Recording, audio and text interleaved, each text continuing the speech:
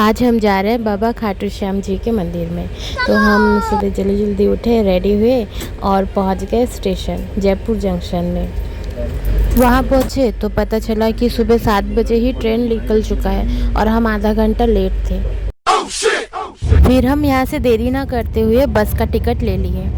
तो सिंधी कैंप से आपका खाटू श्याम तक डायरेक्ट बस फैसिलिटी हमेशा मिलता है, हमेशा बस चलता है। एक बात मैं बताना चाहूँगी कि अगर आप प्राइवेट बस ले रहे हैं जो कि एसी का रहता है, उसमें मेल फीमेल सबको 120 रुपये पड़ता है। और अगर आप सरकारी बस में जा रहे हो तो उसमें लेडीज़ लोगों को 55 रुपये लगता है और जेंट्स लोगों को 120 रुपये लगता है। तो इस बात का आप ध्यान रखेंगे। हम प्राइवेट बस का टिकट लिए थे और देर ना करते हुए हम सबसे पहले बस पे चढ़ जाते हैं। आपको एक बात बता दूँ, बस का सफ़र भी बहुत अच्छा था। मतलब कि ट्रेन का सफ़र तो अच्छा रहता ही है, लेकिन बस का सफ़र इतना अच्छा इसीलिए था क्योंकि रोड में हमें बस पहाड़, जंगल, पेड़ पौधे ये सब दिख रहे थे। मतलब व्यू बहुत अच्छा था। तो व्यू अच्छा था तो जाने में भी मज़ा आ रहा था। बस भी काफ़ी अच्छी है, मतलब आप बस का सफ़र भी सेलेक्ट कर सकते हैं। हम लोग को तो पहले लगा कि बस का सफ़र पता नहीं कैसा ना कैसा होगा, तो हम लोग ट्रेन को ही सबसे पहले रख रहे थे कि ट्रेन में जाएंगे। पर हम लोग रेडी होते होते लेट हो गए और फिर लास्ट में बस में जाना पड़ा। हम लोगों को सिंधी कैंप बस स्टैंड से खाटू श्याम बस स्टैंड तक पहुंचने में 1 घंटे का समय लगा। देखते देखते हम स्टैंड तक पहुंच गए, बस वाला हमें उतार दिया और हम अभी जा रहे हैं पैदल पैदल मंदिर तक। और यहाँ से आप ऑटो भी ले सकते हैं, लेकिन खाटू श्याम जो बस स्टॉप है वहाँ से मंदिर का जो गेट था, जो तोरण गेट बोलते हैं, बहुत काफ़ी नज़दीक था। आप देखिए, मैं जूम कर रही हूँ तो सामने में दिख रहा है। तो हमने सोचा क्यों ना पैदल जाया जाए। फिर हम श्याम जी का नाम लेते हुए तोरण गेट तक पहुंच जाते हैं। यहाँ पर हम थोड़ा सा फ़ोटो वीडियो करते हैं। यहाँ का मान्यता है कि जब भी आप श्याम जी के दरबार में आएंगे तो उनको चढ़ाना पड़ता है 3 चीज़ें। एक होता है मोर पंख, गुलाब का फूल और इत्र। गर्मी और उमस दोनों ही बहुत ज़्यादा। वहाँ से आए, वहाँ से वो वाला रास्ता मंदिर की तरफ और ये वाला रास्ता जो है कुंड की तरफ जाएगा सीधा। लाइन से बहुत सारा दुकानें हैं, बहुत ज़्यादा तो नहीं है पर उमस बहुत। ये रहा श्याम कुंड में जाने का रास्ता। तो हम लोग क्या किए थे, जब हम श्याम कुंड में एंट्री किए थे जस्ट उसके सामने में ही मिठाई का प्रसाद का दुकान था। हम वहाँ से प्रसाद खरीद के चप्पल वहीं पे रख दिए थे। लेकिन बहुत सारे दुकान वाले 1 किलोमीटर 2 किलोमीटर पहले से बोलते कि भाई यहाँ चप्पल रख दो, पर बेवकूफ़ी है वहाँ रखना। आप पहन के ही जाइए। कुंड के जस्ट सामने जो दुकान है वहाँ से आप प्रसाद लेके चप्पल रख सकते हैं, या फिर ये मंदिर के मतलब कुंड के पास भी चप्पल रखने का जुगाड़ बना हुआ है। यहाँ पे एक जोड़ी चप्पल का 5 रुपये लेते हैं। तो हम तो मंदिर के सामने के दुकान से ही ले लिए थे प्रसाद, चप्पल वगैरह रख के कुंड के अंदर प्रवेश करते हैं। और यहाँ पे जो श्याम कुंड है, श्याम कुंड का बहुत ज़्यादा मान्यता है।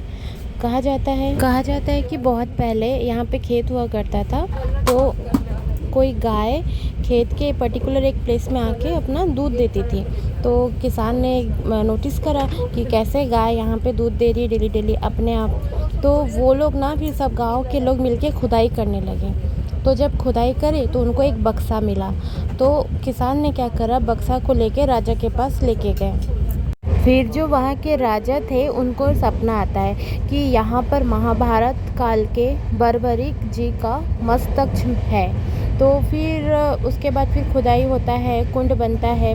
ये वही कुंड है। माना जाता है कि इस कुंड में स्नान करने से आपका बहुत मनोकामना पूर्ण होता है, बीमारी से दूर होते हैं। बहुत ज़्यादा मान्यता है।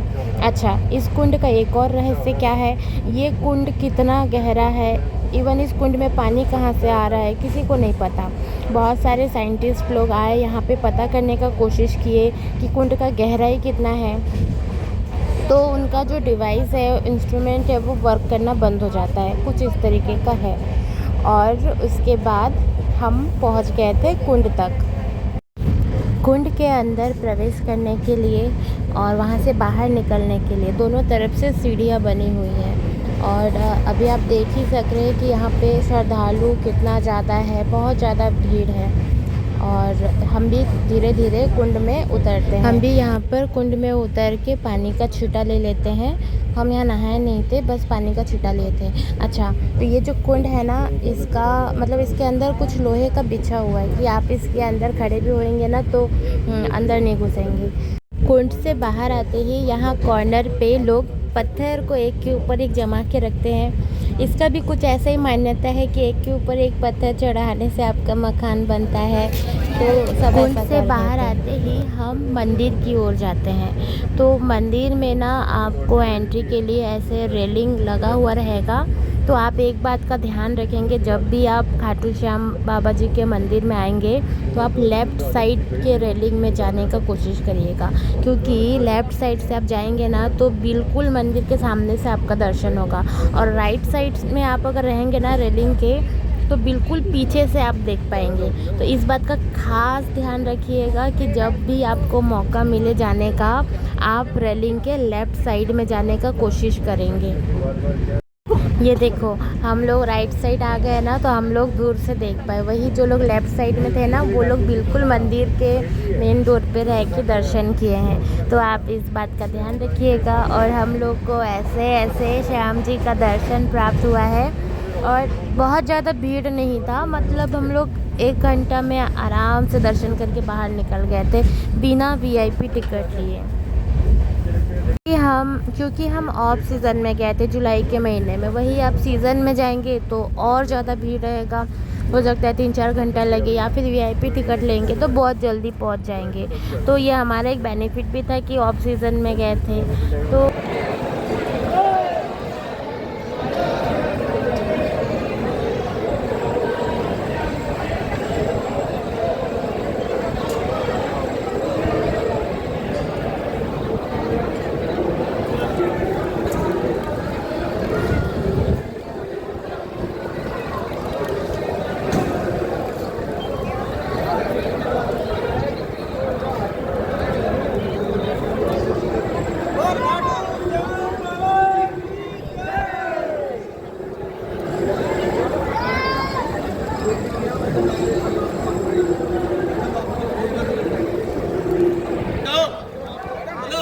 हम मंदिर से निकल गए थे जल्दी से, 11 बज रहा था। फिर हमने पहले तो पेट पूजा करा, उसके बाद हम बढ़े आगे जा रहे वापस।